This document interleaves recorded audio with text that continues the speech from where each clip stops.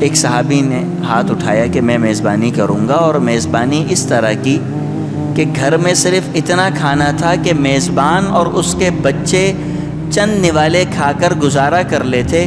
یہ صحابی اس مہمان کو لے کر اپنے گھر گئے اور وہاں جا کر چراغ بجھا کر سارا کا سارا کھانا مہمان کو کھلایا، اور صبح اللہ رب العزت نے قرآن مجید میں ان کی تعریف ذکر کی کہ آپ کو معلوم ہوگا ایک قصہ بہت مشہور ہے کہ جنگ کے موقع پر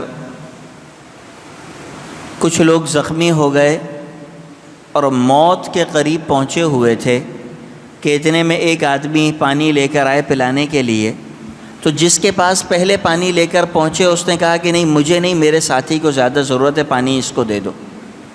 ساتھی کے پاس پہنچے تو اس نے کہا مجھے نہیں، میرے برابر والے ساتھی کو زیادہ ضرورت ہے، پانی اس کو دے دو۔ اس نے اپنے برابر اور اس نے اپنے برابر، یہاں تک کہ جب آخری آدمی کے پاس پہنچے تو پتہ چلا کہ وہ جام شہادت نوش کر چکا ہے۔ واپس پلٹتے ہوئے آئے تو پہلے شخص کے پاس پہنچے تو پتہ چلا یہ بھی اس دنیا سے جا چکا۔ آپ صلی اللہ علیہ وسلم نے ایسا پیار محبت پیدا کیا۔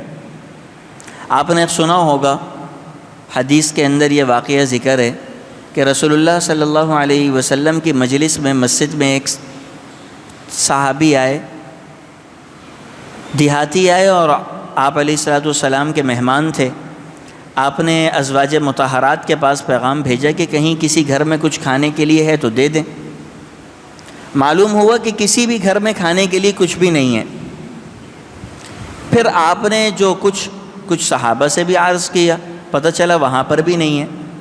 رسول اللہ صلی اللہ علیہ وسلم نے مسجد میں اعلان کیا کہ کوئی ہے جو من یضیف ھذا، کوئی ہے جو اس مہمان کی آج رات میزبانی کر لے۔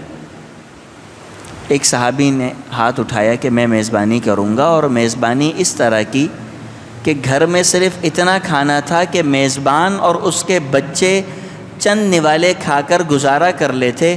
یہ صحابی اس مہمان کو لے کر اپنے گھر گئے اور وہاں جا کر چراغ بجھا کر سارا کا سارا کھانا مہمان کو کھلایا، اور صبح اللہ رب العزت نے قرآن مجید میں ان کی تعریف ذکر کی کہ وَيُؤْثِرُونَ عَلَىٰ أَنفُسِهِمْ وَلَوْ كَانَ بِهِمْ خَصَاصَةٌ۔ یہ صحابہ ایسے پیارے، ایسے دل نشین لوگ ہیں کہ یہ اپنی جان کے اوپر بھوک ہونے کے باوجود دوسروں کو ترجیح دے دیتے ہیں۔ رسول اللہ صلی اللہ علیہ وسلم نے ایسی صفات پیدا کی تھیں۔ مدینہ منورہ کے عرب اور مکہ مکرمہ کے عرب ایک دوسرے کو جانتے بھی نہیں تھے، اور پہچان نہ ہونے کے باوجود جب آپس میں رسول اللہ صلی اللہ علیہ وسلم نے بھائی کے رشتے میں جوڑا تو ایک دوسرے کے لیے بیوی تک چھوڑنے پر راضی تھے۔ وہ اس بات پر راضی تھے کہ میری 4 بیویاں ہیں تو میں 2 چھوڑ دیتا ہوں، 2 سے تم شادی کر لو۔ میرا جتنا کاروبار ہے میں آدھا چھوڑ دیتا ہوں، وہ آدھا تمہارا ہو جائے گا اور آدھا میرا ہو جائے گا۔ ایک طرف ایثار کا یہ جذبہ، اور دوسری طرف جو مہاجر صحابی تھے ان کا جذبہ یہ تھا کہ وہ اپنے بھائیوں سے کہہ رہے تھے کہ ہمیں تمہاری بیویوں کی ضرورت نہیں ہے، تم ہمیں صرف یہ بتا دو کہ کاروبار کہاں کرنا ہے، مارکیٹ میں جا کر ہم چند دن میں پیسہ کما لیں گے، خود اپنے پیروں پہ کھڑے ہو جائیں گے۔ لنگڑے لولے بن کر تم سے پیسہ مانگنے کے لیے نہیں بیٹھیں گے، بلکہ ہم تو عظیم الشان لوگ ہیں، ہم تمہارے سامنے نہیں بیٹھیں گے، بلکہ ہمیں تم کاروبار کے سمجھا دو کہ مارکیٹ اور بازار کہاں ہے، ہم وہاں جا کر کاروبار کریں گے۔ عبد الرحمن بن عوف، میں اس کے لیے میں جا کے کاروبار کر کے پیسہ کما لوں گا۔ بدقسمتی یہ کہ یہ جو 2 صفات رسول اللہ صلی اللہ علیہ وسلم نے پیدا کی کہ ایک کے لیے دوسرا آدمی ایثار کرے اور دوسرا اس کی قربانی سے ناجائز فائدہ نہ اٹھائے، ہمارے معاشرے نے دونوں صفات کو ختم کر دیا۔ آج ایثار کا جذبہ بھی کسی میں نہیں باقی ہے، کسی کے دل میں یہ خیال نہیں ہے کہ میں اپنے بھائی کے لیے کچھ ایثار کر دوں، کچھ چھوڑ دوں۔ ایثار کا مطلب کچھ قربانی دے دوں۔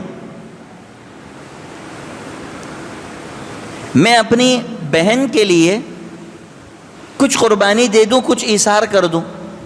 بلکہ بھائی کے ذہن میں یہ چل رہا ہے کہ جتنا زیادہ سے زیادہ ہو سکتا ہے جائیداد میرے پاس آ جائے، اور بہن کے ذہن میں چل رہا ہے کہ جتنا ممکن ہو سکے میں اپنا حصہ بھی لے لوں، مزید بھی حاصل کر لوں۔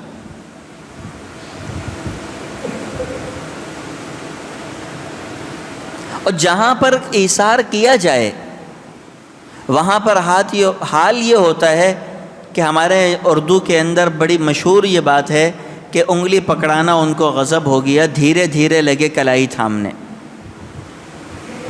کوئی اگر قربانی دے تو وہ اس قربانی کو اپنا حق سمجھ کر آئندہ مانگتے ہیں کہ یہ میرا حق ہے، کیوں نہیں دے رہے مجھے؟ جبکہ جناب نبی کریم صلی اللہ علیہ وسلم نے مختصر عرصے کے اندر بڑی زبردست اور عمدہ صفات پیدا کی تھی حضرات صحابہ کرام میں۔ ایک میں قربانی کا جذبہ پیدا کیا، اور دوسرے میں اس قربانی کے جذبے سے فائدہ نہ اٹھانے کا جذبہ پیدا کیا کہ جو تمہاری ضرورت اور مجبوری ہے وہ تو تم حاصل کر لو، اس سے فائدہ حاصل نہ کرو۔ آپ صلی اللہ علیہ وسلم کی بعثت کا مقصد یہ تعلیمات تھی۔